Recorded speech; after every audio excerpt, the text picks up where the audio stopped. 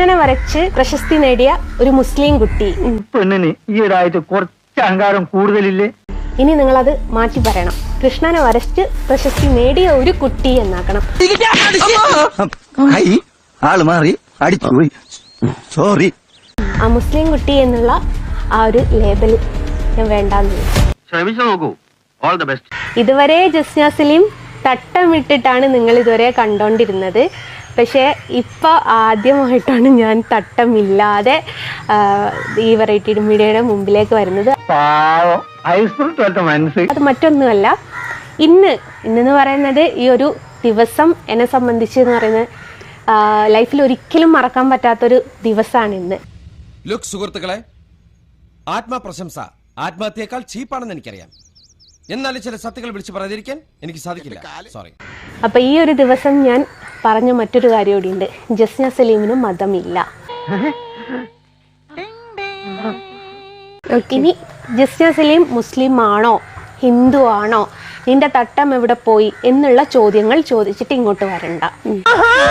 വെള്ളിയാഴ്ച ദിവസമായിട്ട് നീ എന്നെ വെല്ലുവിളിക്കുന്നോടി. നീ ആര് എന്നോട് ചോദിച്ചാലും നീ ഏതാണ് മതം, അല്ലെ നിനക്ക് ഏതാണ് മതം, അല്ലെ നിനക്ക് മരിക്കണ്ടേ, നിനക്ക് സ്വർഗത്ത് പോവണ്ടേ എന്ന് ചോദിക്കുന്ന ആൾക്കാരോട് എനിക്ക് ഒറ്റ ഉത്തരേ ഉള്ളൂ,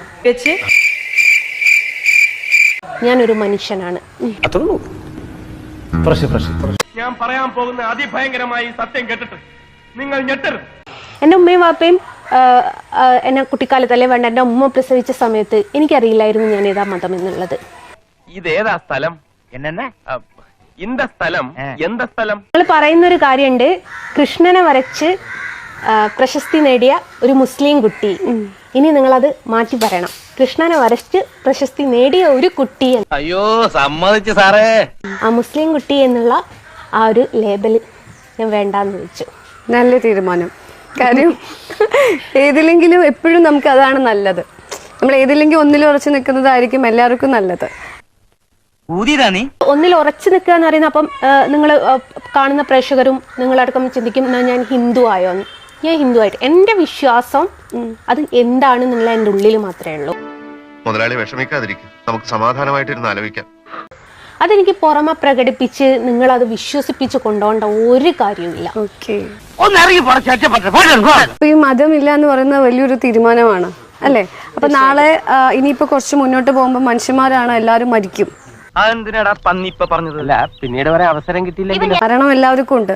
അപ്പം മരിച്ചു കഴിഞ്ഞാൽ ജസ്നനെ അപ്പം എങ്ങനത്തെ രീതിയിൽ അടക്കണം, അങ്ങനെ എന്തെങ്കിലും തീരുമാനിച്ചിട്ടുണ്ടോ?